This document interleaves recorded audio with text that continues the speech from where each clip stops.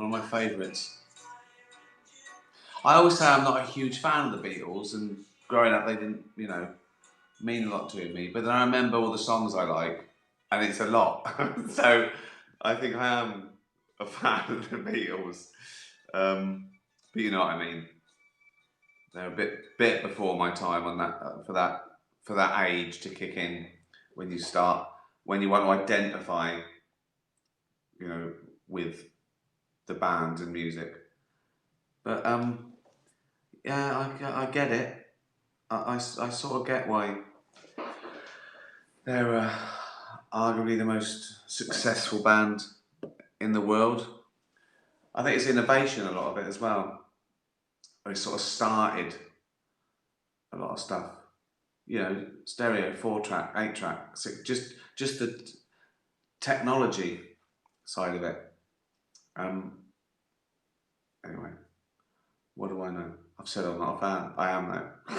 I've changed my mind. How are you doing? Raining. Horrible. I mean, it's nearly dark now here. I think that light's too bright but I had to balance it. What do you think?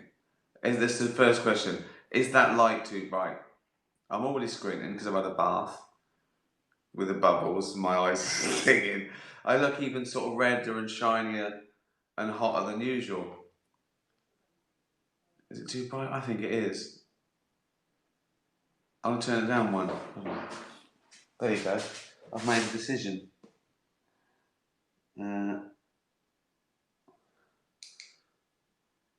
What about that? I've turned it down a little bit.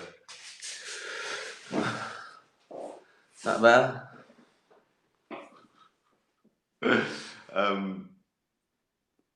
Perfect light. Okay. Good. Well, a lot of England's gone into lockdown, tier 3, as we're calling it, where they can't go to bars and everything. I think we're in tier 2 in London, 1 or 2. It's about the same. I think we're in 2, which means you can't mix with other households. The warm-up gig's in jeopardy, which is next Tuesday, but I think it'll be alright because it's socially distanced, and it wouldn't be okay in tier 3. So, and then I feel sorry for the people in tier 3 who are thinking, oh, he's doing a gig. We'd like to see a gig. Maybe I'll tape the audio for people in Manchester and is it some of Yorkshire? Is Liverpool in tier 3? I'm not sure. Where are you listening from? Watching from? Right? I like to know. Dublin. A lot of North Americans. Hawaii. Wow. It's early there, isn't it? Liverpool. Hi. Cardiff. Texas. Nottingham. Canada. New England. Wow. Wolverhampton. Leeds. Hampstead. That's just down the road. Essex. Manchester, Texas. But just a man on the internet shouting Black's names again. Right, this is what the questions are for. Ollie comic strip. For once you have not been abducted by face-swapping aliens. So here's a serious question for you. Having excelled in the world of cringe comedy, I think I invented that. I didn't, but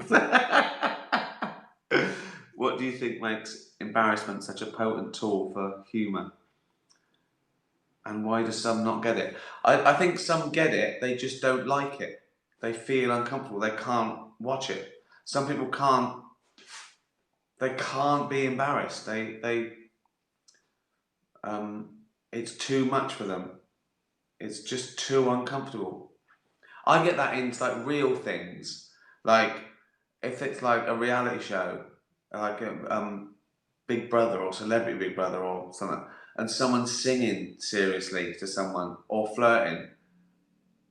I try and leave the room, and Jane holds me back If someone sings a song, if someone says something like, some reality star goes, yeah, I've written this song, right? And you want to hear it, and they sing it, I'm trying to get out of the room. So, real stuff like that, but not in comedy. Why do people? Why is it so potent? Because people feel it. I think it's visceral. It's not just a joke. It's not just a play on words. It's not just an intellectual sort of pursuit. It's, oh my God, you feel it. So I think that's why it's more potent. It resonates. You remember it because you remember feelings more than puns, or more than wordplay or formulae, or you remember a feeling. You feel it again. So I think it's that. I think it's because it gives you a feeling, not just a,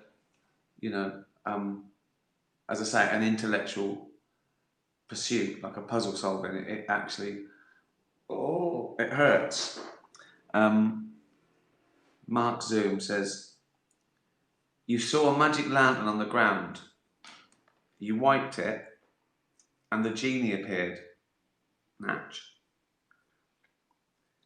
and said to you, I can make you speak a certain language that you choose forever. What do you choose? Now hold on. Do you mean I can only speak one language? Do you mean an extra language to English? Because if it's one language, I'll choose English again. Maybe it's not that. Maybe it's another language. Also, at first I'd go, sorry, am I the genie, right? I go, whoa. I go, one wish. So what happened to 3? And he'd go something like, oh, it's like cutbacks. I don't know. He'd say, oh, it's the government. And I go, just give me 3. He'd go, you can't have 3. So I go, right, okay. So my one wish. So also my one wish. You decided what my one wish is as well. A language. It might not be that. It might be something else. Oh, I don't know. One language. What would it be? Well, I suppose that I'd choose the. I suppose English at the moment is probably the most universal, useful language in the world. What's the second? To be Spanish?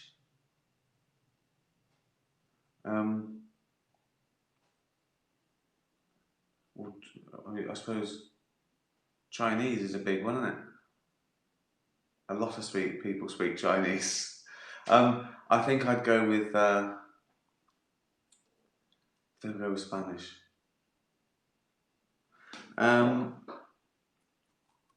Annabelle, but I would sulk when I go. Okay, so I go. You sure you haven't got 2 other wishes for me?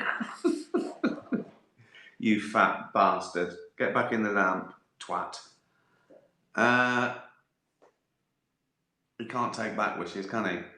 I could get the wish and then call him a fat twat, couldn't I? Get him back in the fucking lamp, you stingy knobhead.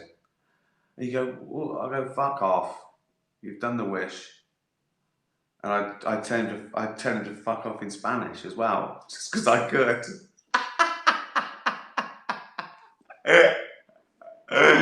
Oh dear. Annabelle, does it seem surreal that you're idolised like you idolised Bowie, or has that reality sunk in over time? Well, I don't think I am. I don't think I am. On a much smaller scale, maybe. Also, I don't think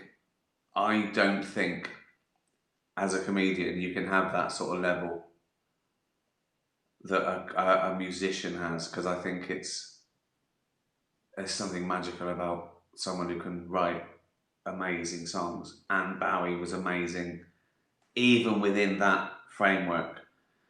even doing the greatest art form, he was amazing even within that. But uh, is it surreal? Yeah, it's surreal that it's surreal that I'm even a success. I haven't got over that. Don't think I take that for granted. uh, it's funny.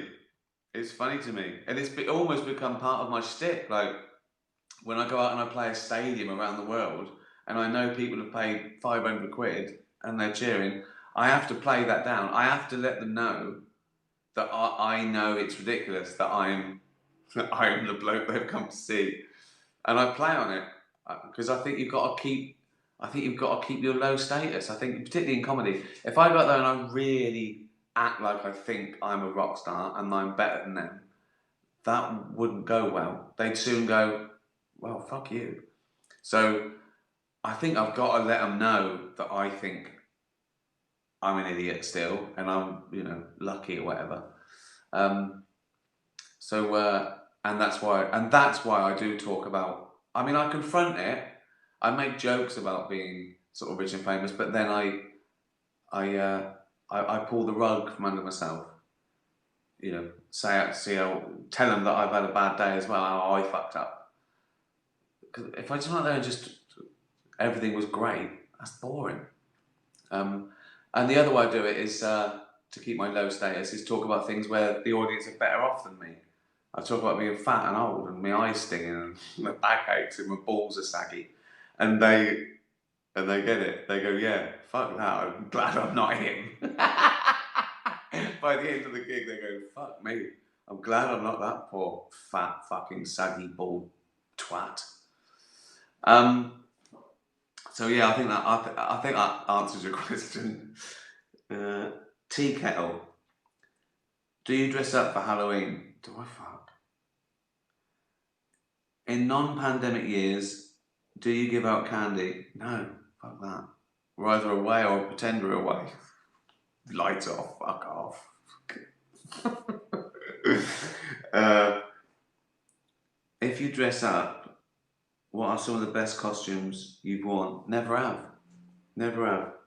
I mean, we didn't used to celebrate it until 10 years ago, and I think it's not the same as it in America. In America, they really go for it. When I'm in New York on Halloween, everyone's going for it. It's amazing. But here, it's still a bit half-assed.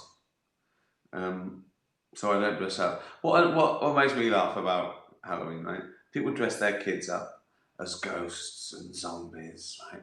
And they're meant to be monsters. They're meant to be the scariest they can be. But if you dress your kid up as like a Nazi, people get annoyed. I go, that's a frightening, horrible thing to be. They go, no, you can't. Or dress them up as a paedophile. Dress your kid up as like Jimmy Savile. People get offended. And why? Zombies are horrible. Zombies eat your face. That's horrible, right? So if we're doing fucking ghosts and zombies, like, why can't I dress my child up as Hitler? Like the 7-year-old is Hitler, 6-year-old is Jimmy Savile. Off you go.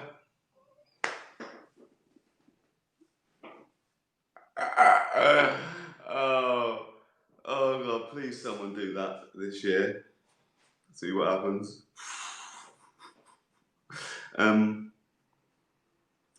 Mark, if you could come back as a ghost, oh, it's on a Halloween tip here, isn't it?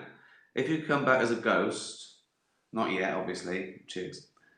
Who or where would you most likely like to haunt and why? I don't know. I mean, obviously I don't believe in ghosts, but if I found out I am a ghost, there'd probably be some sort of attachment, wouldn't I? Wouldn't I want to hang around people I knew? Wouldn't I? Or would that too?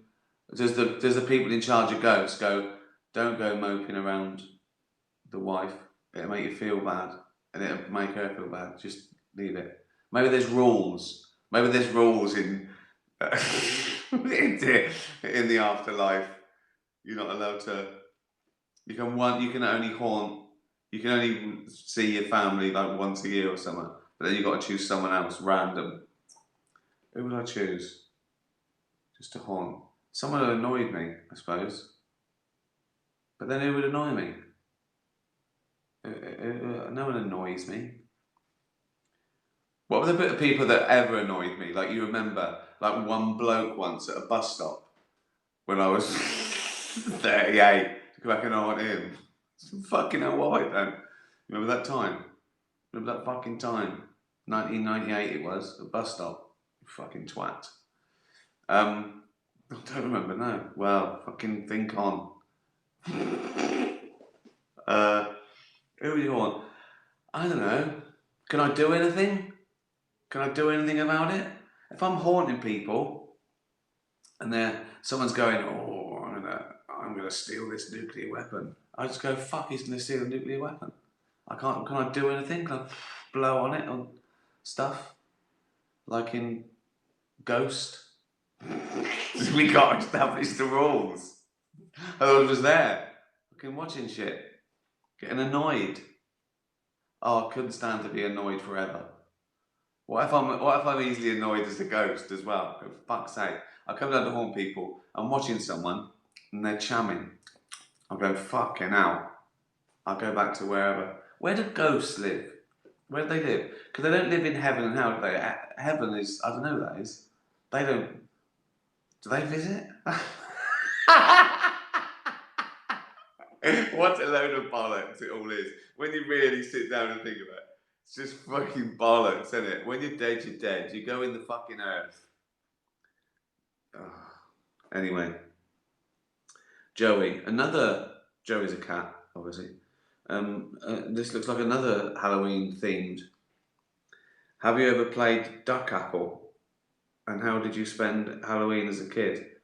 Well, as I say, as a kid, nothing happened. I think we might have looked at a pumpkin at school. It was a pumpkin. Blue Peter probably fucking hollowed one out and put a candle in it. But we didn't do much. Bonfire night was big.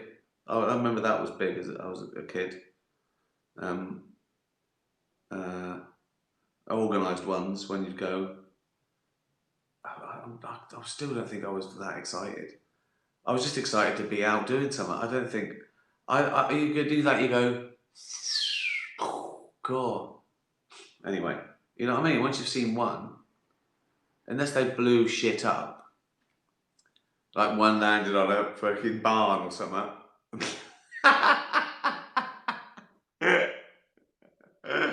Oh dear, petrol station. Now we're fucking talking. But no, I didn't do much, and no, I don't think I ever did. We called it apple bobbing. Again, it's something you see on fucking telly. No one does that. No working class family gets a big bowl out and puts apples in it and goes, let's do apple bobbing. I can't imagine anything work. We go, fuck off. We think, if my mum or dad, we thought, are you fucking mental? What are you doing that for? What's the telly? Like every other night. No, we didn't say that. Is that another question from Joey? Have you ever sucked helium out of a balloon to make your voice squeaky? Yeah.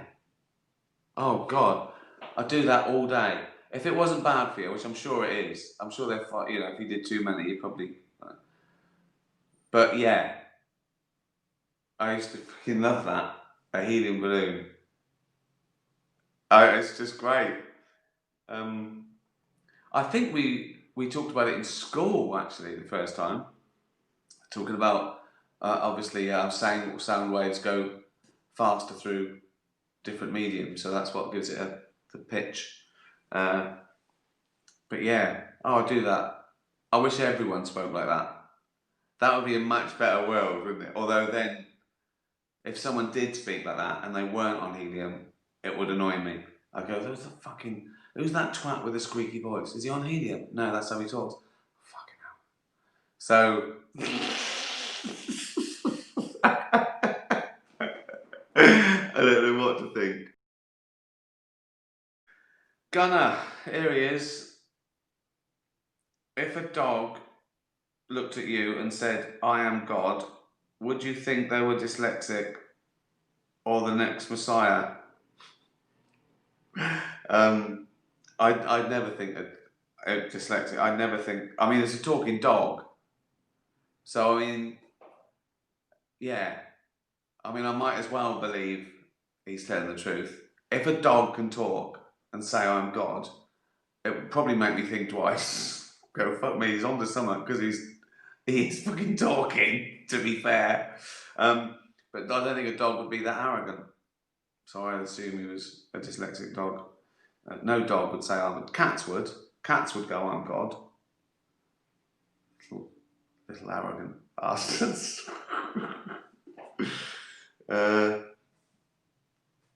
Kermit.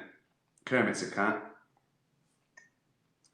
I knock on your door. It's not very loud because my knuckles are covered with thick fur. I tell you I have a giraffe. I need you to hide for me. Realizing my limitations. You agree to help. Where do you hide it? Where do you hide a giraffe? Well, somewhere with high ceilings, obviously. Unless it can crouch. Where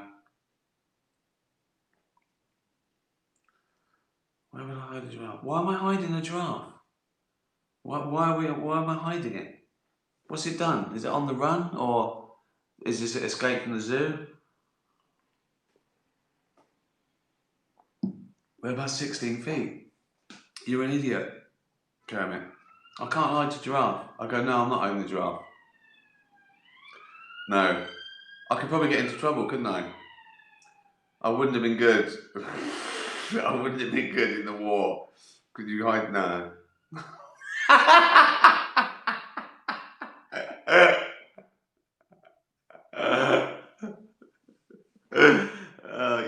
You're on your own, Kermit. I don't know what you're doing with the giraffe. I don't know why it needs the help of a cat. I don't know. I think it's asking for trouble. I think asking a cat for help is going the wrong way about it. Ask a dog for help.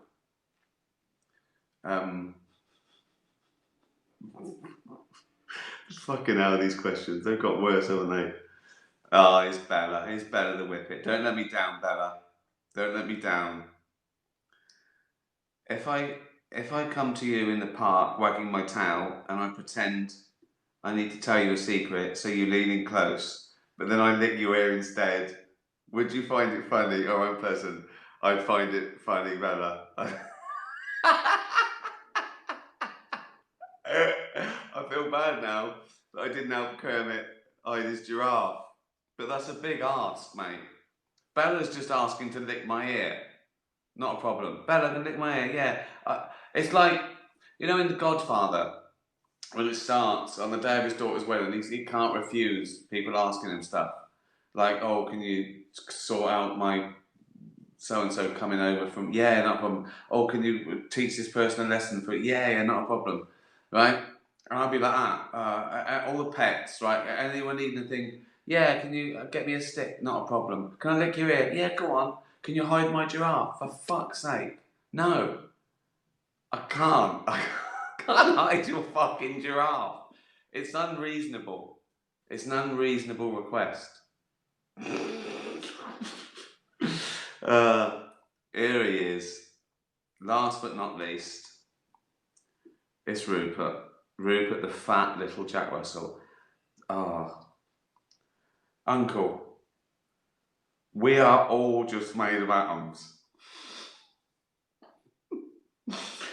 Technically, we are just an empty space. It's true. Everything is mostly nothing. To get people to understand atomic level sort of physics is that an atom is basically something that's the size of the Albert Hall, and it's got the little nucleus, right, like that, like a golf ball, with a fly going around the outside, and the rest, that's what is nothing. So yeah, that's true. That's why at the beginning of the universe, everything that exists was crunched into nearly nothing. Me and a dog explaining quantum physics. What a load of bollocks. That's why this is called Talking Bollocks, isn't it? I mean, anyone can learn anything from this, or go, oh, it was then.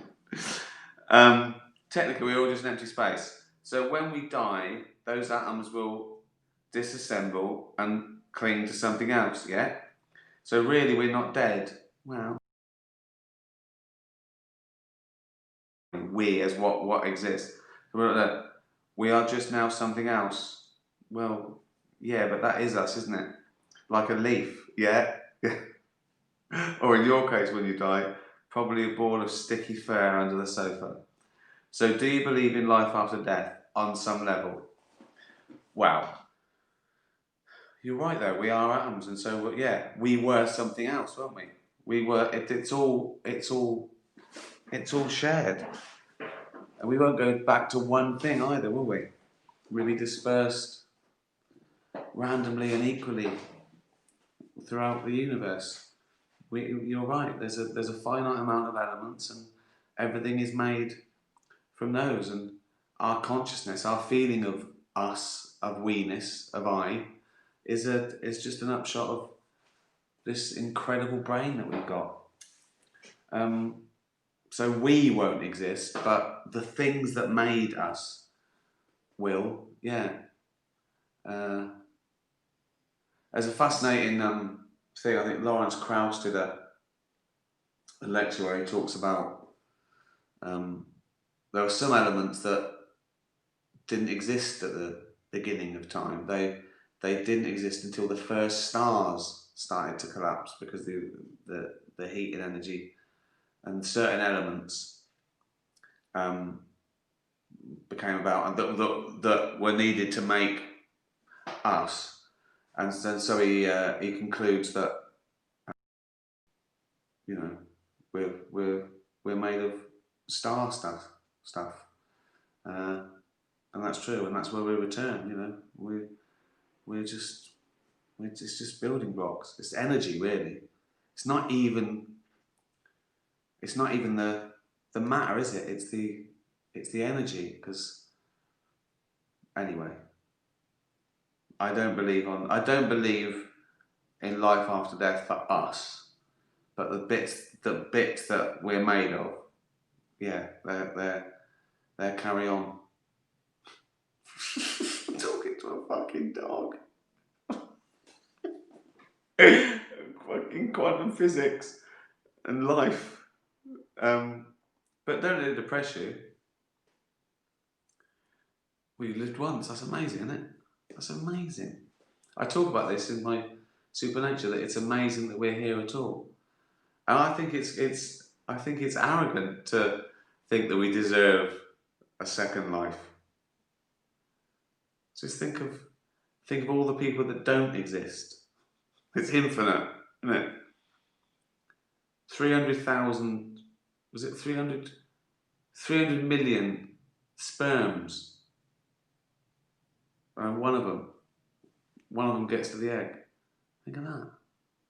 So it's amazing that we're here, that we ever existed. So yeah, and I haven't got long.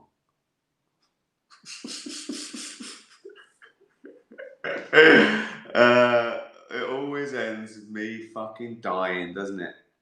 And now my life is spent pondering, coming back as a fucking ghost, being abducted by aliens, having fucking space slugs put their fucking fingers up my arse. And, so what actually happened is a lot better than that, isn't it? I'll have a nice life and then I'll die.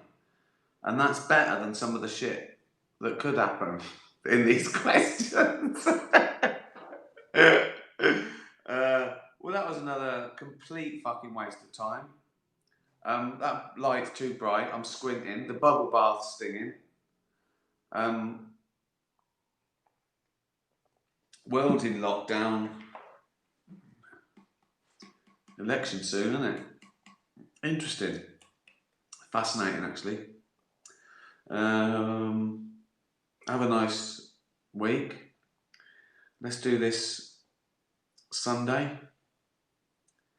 Then I started work on the bits for the warm-up show, which is next Tuesday at the Forum. First gig for 9 months. I hope it's not shit. I think it'd be alright because it'd be warm up and I'm trying out new stuff again. So I think it'd be exciting for me. I hope the crowd like it and it happens. We don't get locked down. Be a nice little ray of sunshine for me. A bit of work. You appreciate it more, don't you? Like you're on tour and think, oh, I've got a gig tonight to 10,000 people. And now I'm looking forward to a few hundred. Good. Thank you, everyone. Thanks for following. Retweet this bollocks. I haven't forgotten about doing these live. If the warm up gig for Supernature next Tuesday goes well, I'll straight away book in some of these sessions with like me and chums chatting in the same venue, and I won't sell them out too far in advance in case things happen. So I might sell them out like in a week or two to go, so we can sort of guess better what's happening with the world of lockdown. Thank you, everyone. See you Sunday. Laters. Love you, Ricky. Snub nose. Good. Have a good week. Be nice to animals. Tatty bye, everyone.